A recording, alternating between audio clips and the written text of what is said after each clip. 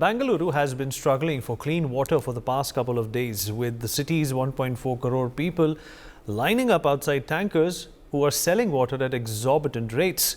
The city and state administration have been making last-ditch efforts to grapple a problem that has affected Bengaluru citizens for years now.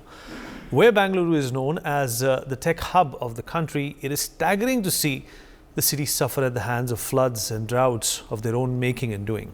Simple solutions are the need of the hour, and the simplest solution is indeed rainwater harvesting. Reports suggest that nearly 90% of Bengaluru's households have no facilities to harvest rainwater. A city that suffers at the hands of floods due to heavy rainfall in the monsoons should ideally be facing no issues with groundwater depletion. But the situation in Bengaluru persists year on year. How can we bring about a change in Bengaluru's situation is the big question. Political blame game is obviously at its apex, at its zenith right now, but that is not going to solve much. Dr. Satish Rath, entrepreneur and scientist, joins us on the show. Sajan K, co-founder, I-47 Innovation Labs, also with us on the program. Revati Ashok, CEO and MD of BPAC Bangalore Political Action Committee, is also with us on the program. Dr. PSV Rao, consultant surgeon, Manipal Hospital, is also joining us on the show. Last but by no means the least, Dr. Syed Asad Abbas, political analyst, joins us on the show as well. Thank you, everyone. You're stars in your own field, but you're also people who represent the great city of Bengaluru. It doesn't rain, Dr. Abbas, in Delhi as much as it does in Bangalore. But the fact of the matter is that rainwater harvesting has become more or less of a norm, a strict norm at that, for residents, to abide by, especially when you're constructing new homes. In older homes, I understand it's not possible. But Bangalore is a city which, of course, is also thriving when it comes to real estate. New projects are lining up all the time. Every time I go to Bangalore, there is some construction happening or the other. But still, rainwater harvesting has not been taken seriously. Are the politicians to blame? Is the planning of the city to be blamed? Who is to be blamed for the crisis that we see today? On one hand, Bangalore is slated to be a hub of artificial intelligence, of technology, of startup. And on the other hand, you don't have water to bathe. There is also a guideline to, perhaps have a bath once in 3 days, not clean your cars and your scooters. That's the only way to save water in Bangalore. How did we come to this? I really don't want to get into the politics of it all, because, it's the Congress today. It was the BJP the last few years. The blame game is going to be a roller coaster ride that's never going to end. Dr. Abbas, your thoughts? Absolutely. I couldn't agree with you more, Vineet Saab. Trust me, you stay in Delhi, but you spoke in the voice of a true Bangalorean. As a matter of fact, let me tell you, sir, each time I travel to Whitefield, which is like a different city altogether, the distance it takes due to the roads congestion and the traffic, it feels like a different world. And you're absolutely right. There is a new construction coming up. I think rainwater harvesting is something which must and should have been taken over by the corporation, the builders, the society, the management, the BBMP and the politicians. Unfortunately, all of them have drastically failed. Now it's come to this, which is absolutely catastrophic. Therefore, you are absolutely right. Blame game is no good. We need to now look at better measures. Measures for the city of Bengaluru. How can we combat this situation? I do see the political action coming through with Siddaramaiah and DK Shivkumar. They're forming planning committee and so on and so forth. But, this should have done in a preemptive measure. Looking at the forecasting of the summers coming through Bangalore and the number of borewells which are drying.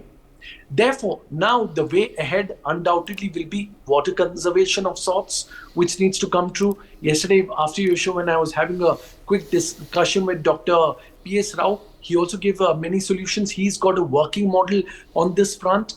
And I think collectively, we as Bangaloreans cannot completely rely on our politicians or the government in power. We also need to be active, play an active role in order to come forward. And of course, today it's about coming together, shoulder to shoulder, growing ahead and understanding each other's situation. Problem solving is the way to go. That must be taken care. I certainly do see warning going out to all the water tanker mafia, the people, everybody who's involved, for the regularization of price, for no surging of price. Not just that, as a matter of fact, I will quickly share this anecdote with you. I have a place in Koramangala, and the building right next to me, he's got a borewell of 1,000 feet, and he did not still get a drop of water. He had to drill another borewell, which is absolutely not good.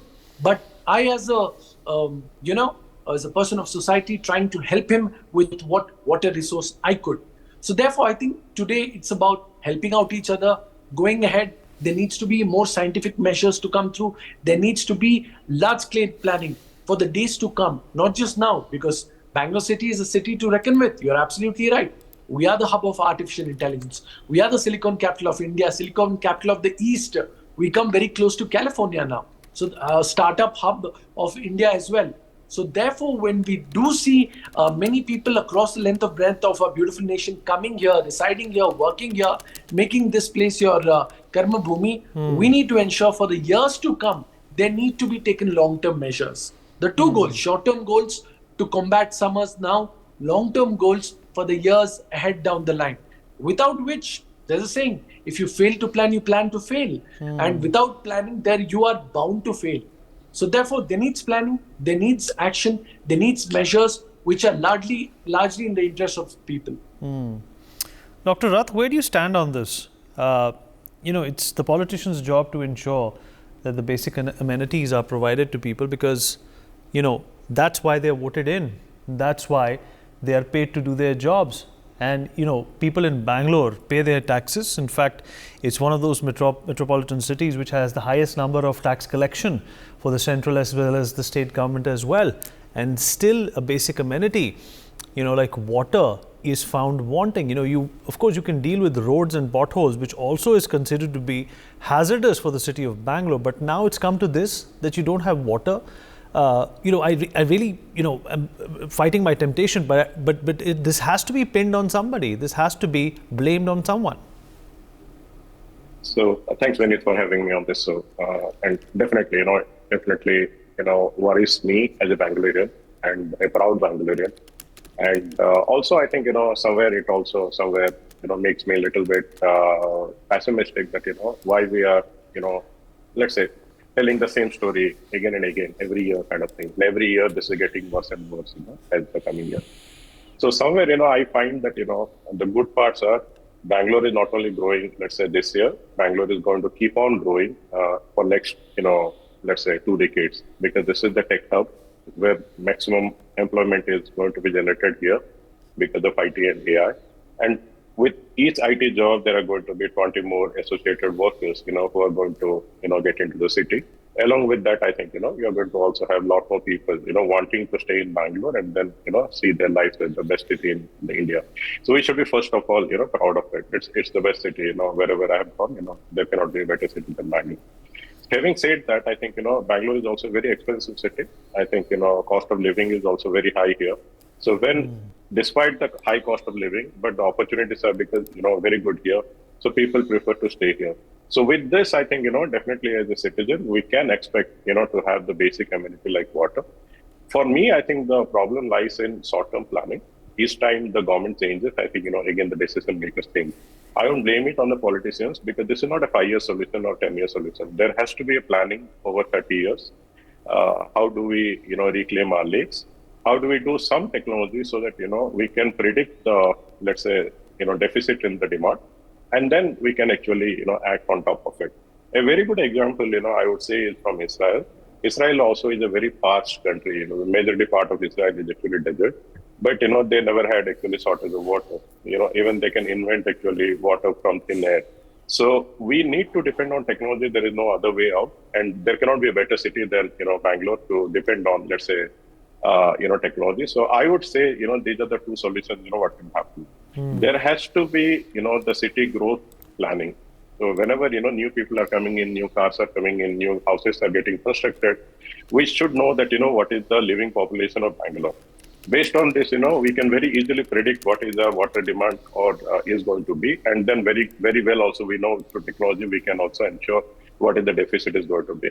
On the other side, also as citizens, also we cannot say that this is completely the politicians' responsibility. As citizens, also law enforcement has to be there. Whether people are consuming per capita water, that can be very easily monitored through IoT and AI. And based on that, people can be incentivized also. If I'm able to, let's say, consume less water, I can be incentivized. If I'm actually consuming more water, I should be penalized. And third is there has to be a planning committee, which is for 30 years. It is not a 5-year job. And it has to be technology-led as well as citizen-led. So citizens will do their responsibilities. I'm very sure, living in Bangalore for years and years, people are very, very proactive. They will definitely come forward to, support for this initiative. And it has to be a 30-year apolitical planning committee, which is led by maybe Prime Minister's office or maybe by Prime Minister's Scientific Advisory Committee or some independent body, which is a multinational agency kind of thing, which is looking at, how we can actually, supply the deficit with whatever we have. Okay. So then I think, this can be a really, good way to look into, because, this is whenever, anybody is outside Bangalore, they're calling me, okay, are you guys having water or not? And unfortunately, even my society also, all the borewells have been dried up and we are dependent on the tankers water, and the tankers, prices keep on increasing. And the same situation everywhere actually in Bangalore. So there has to be a long-term solution for this. This is not a time for blame game. This has to be fixed through a technology-led approach. Dr. Rao, we spoke about this just the other day as well. But you know what the difference is? The situation has gotten worse. Where is this water going to come from, to keep the situation calm in the city of Bangalore? I understand there are a lot of pluses in Bangalore. It's a great city. I've been there a few times myself. But the fact of the matter is that this is pure mismanagement. Good evening, Vineet, and all the panelists and viewers. Yes. Yesterday, I said that there are three, if each individual can do rainwater harvesting, everyone can contribute to that. Secondly, I mentioned that the government needs to really come down on the lack of, it is more than the lack of planning, this is a lack of any concern for planning by the builders, who in their greed are building all kinds of illegal structures, especially in the Whitefield and that so-called Mahadevapuram zone. Bangalore is split into 8 zones by the municipality, and that particular zone is where the maximum floods occur, and that is the zone where the maximum drought now is, the real scarcity. Like Syed was mentioning, it is the Whitefield and that's part of Bangalore. That is the part of Bangalore which also has the maximum floods. So that is something, and all kinds of illegal structures have come up. A maximum is in that area. So these illegal structures should have been stopped in the first place. The municipality has the power to demolish, but doesn't seem to have the power to prevent it. And the courts also used to keep giving stay orders. Things are now, some of the court judges at least are acting on PILs and trying to help out this situation. So this is what the government could do. I had also mentioned how the CSR money can be used by various corporates to desludge and the lakes and develop them and ensure that the municipality diverts the sewage and uses it for recycling. And like Madam Revati said yesterday, the leakages in the pipelines also need to be reduced, because there's a lot of leakages and wastage going on. What about rainwater harvesting? Why hasn't that struck? It's a age-old phenomena. People in Europe, in fact, started doing this about a couple of 100 years ago. Why wasn't Bangalore a city that is, replete with rainfall? Let me, in fact, also take a question to Sajan, who's the CEO and co-founder of I-47 Innovation Labs. He's from Bangalore. He's developed a water metering and saving solution, and he obviously understands this problem a lot more than perhaps I do. Sajan, if you can hear me, thank you for speaking with us. Thank you for having me. Sajan, what is the problem? What is the solution? You do this day in and day out. Why can't Bangalore, get its water problem solved?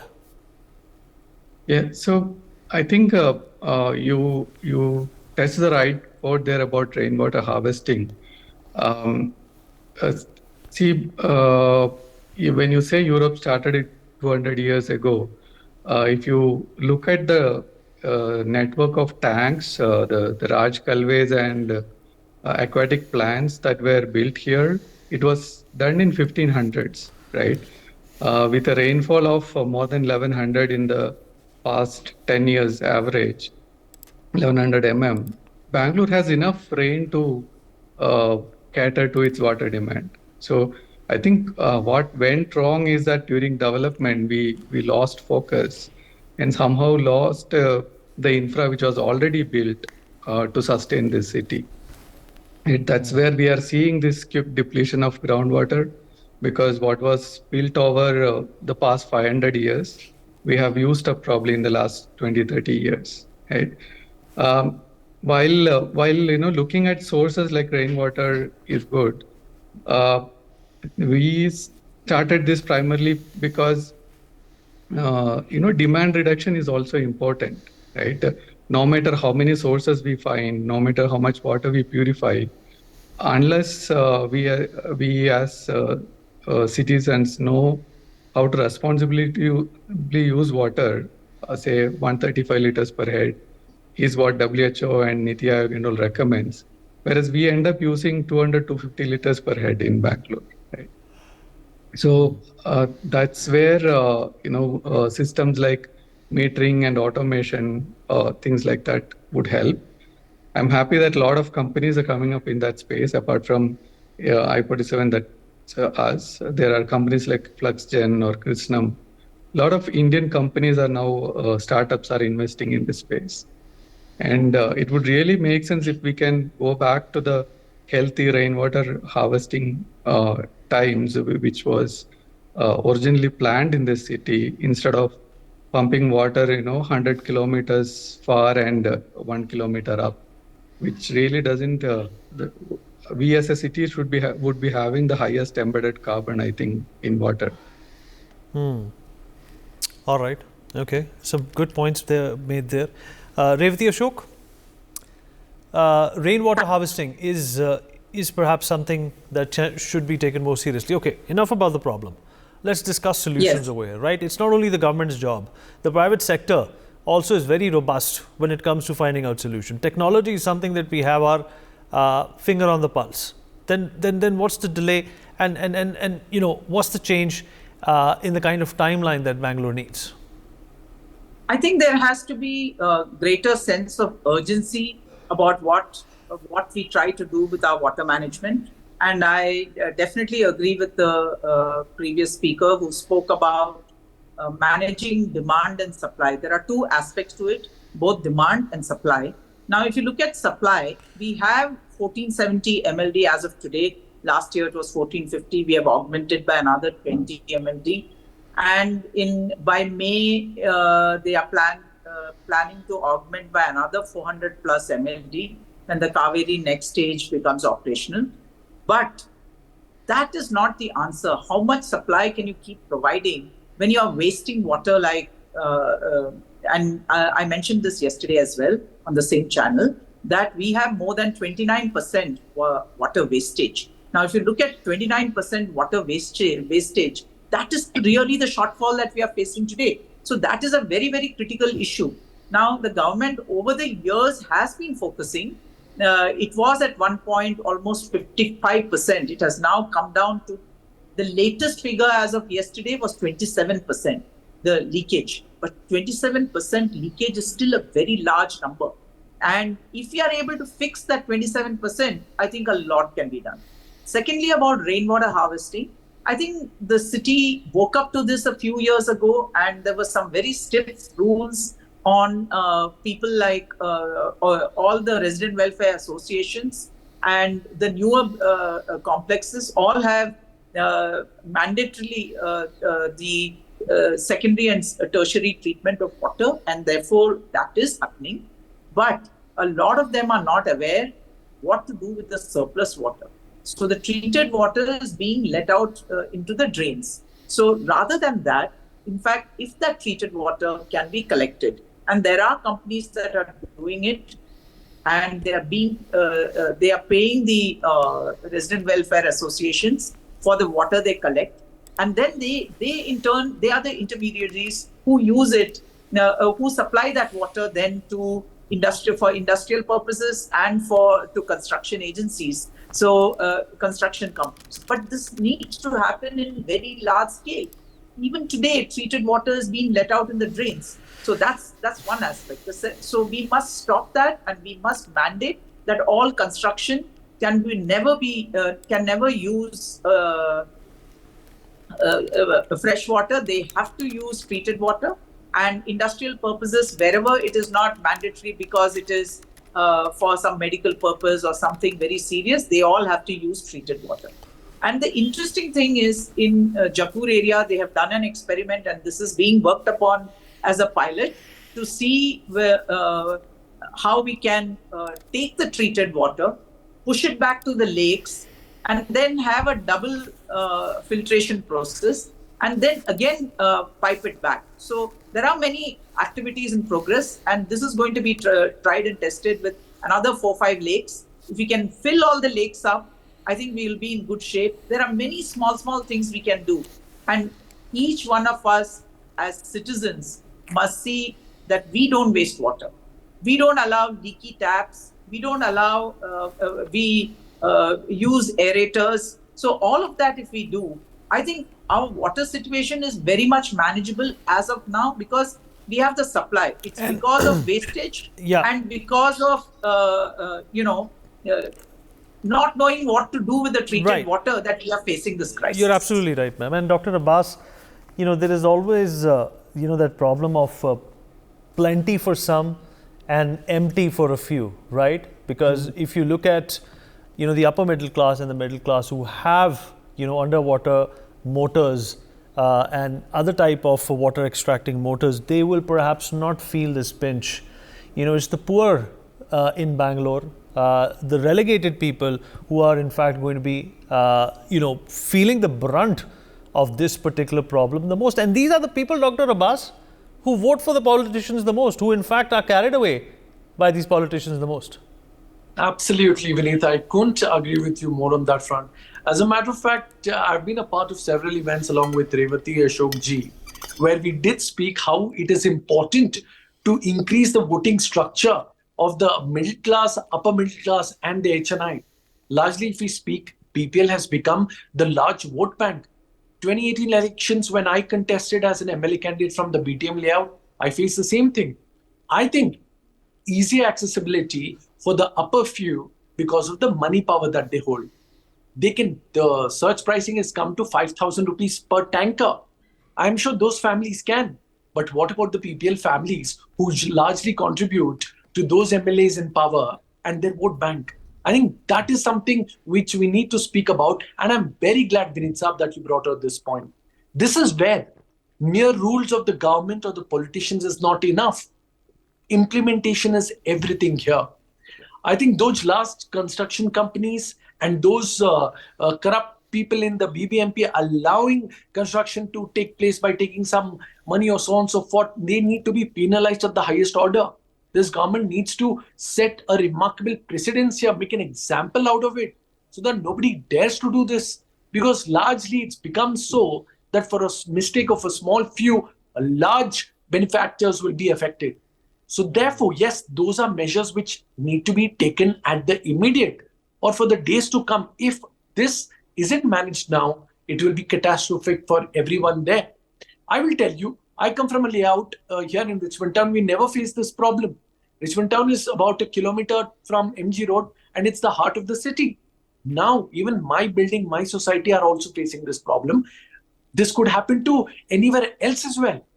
So therefore, this together, graphically, I think Bangaloreans as a whole need to come together, only work on solutions and problem solving, without which it will only head a dead end of no good. We will hit the wall and have no concrete solutions out of it. So therefore, I would say more action from the politicians and the Bangalorean people, less dogs, more implementations, more regularizing, strictly following the norms and protocols, that will be the way ahead. Because Bengaluru city, unfortunately, it hurts me when people say it's turned from a garden city to a garbage city, which is absolutely no good for a Bangalore city, which is seen as a city to reckon with, not just in India, but the world over. So therefore, in order to do away with all these bad jargons which are coming into play, I think Bangalore city responsibly, with equal confrontation coming together from the government in power, the business houses, the corporation, the many of the builder corporations, along with the resident welfare association, society, and the people of Bengaluru need to collectively advance there. And everyone, mind you, this solution needs to come from every individual here to ensure that we are there to help each other. There are a couple of building society which can help out, but they are not willing to. You're absolutely right, Dr. Abbas. And you're absolutely right. You're absolutely right, Dr. Abbas. Dr. Rath, Dr. Rath, how can technology come to the rescue here? This is a very important thing, actually, Puneet. So I think, technology is the only way, I would say. But I think, to implement technology, we need political stability. I will just give a very good example. So just in Orissa, we inaugurated a 3,000 kilometer long underground pipeline, which is made out of steel, which is an engineering marvel, which is supplying water from excess area of water in Orissa to the area in Orissa, to the western Orissa, where water is actually scarce.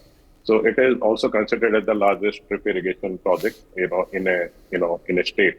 Now, if Orissa can do it with so much of less resources, one of the main reasons is, there is political stability. I don't want to make it political, but I think it is aimless or it is futile to blame the political parties, because it is not a 5-year job. It is a 30-year planning. So there has to be a political planning committee which is powerful, which has got authority to implement as well as, do the law enforcement. And technology can do great wonders in this. One part is, demand estimation. Our demand estimation is always, falling behind the real demand or the real, let's say, population growth of Bangalore. And demand estimation can be very accurately done through drone or through IoT, through satellite imaging. And it is very, very possible. Technologies are available which can give you every week level of data that, what is the real demand, how many people are living and what should be their demand. Once we know the real demand, which I feel that, our planners are not knowing, then I think, let's say just putting the blame on the citizens that, we are wasting water or we are not doing rainwater harvesting, it has to be also planned as a, behavioral economics approach-based planning, how citizens will participate. All the Bangaloreans feel proud that, they are Bangaloreans. A campaign has to be done that, let's save water.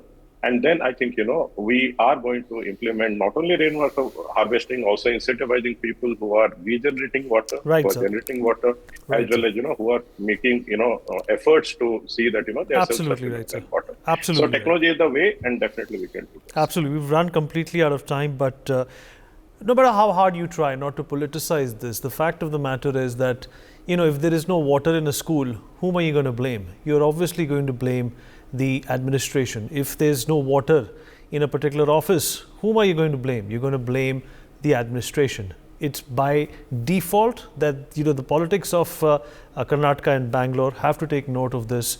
This is highly unpopular, this is highly inconvenient, and this is highly urgent in terms of providing something as basic as water to the citizens of Bangalore.